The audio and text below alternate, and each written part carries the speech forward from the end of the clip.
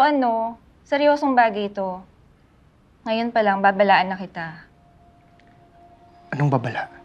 Hindi mo pwede saktan si Ma'am Queenie. Pwede niya ikamatay. Kaya nga kasing tigas at kasing lamig ng yelo ang puso niya para hindi siya ma-touch kahit kanino. Para hindi siya masaktan. Pero ngayon ko na lang yan ulit nakita na tumingin sa isang lalaki. Nang kung paano kanya tignan. Masaya naman ako kung magmahal siya ulit. Pero Randolph, siguraduhin mo na hindi mo masasaktan si Ma'am. Kahit ganyan yan, siya ang tumulong sa akin nung nangangailangan ako ng pera para sa nanay ko.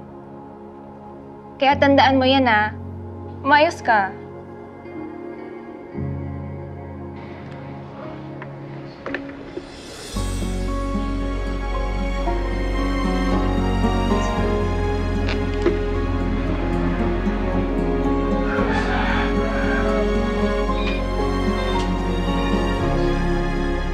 O anak, andiyan ka na pala.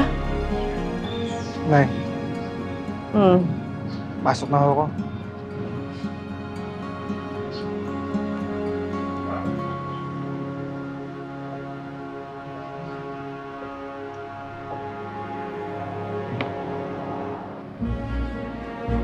Nahihirapan na ako. May nakakamdaman na ako para kay Queenie. Pero ayoko namang suwayan yung nanay ko. Ano bang gagawin ko?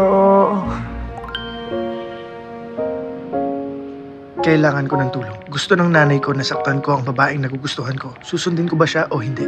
Sundin mo kung ano ang nasa puso mo.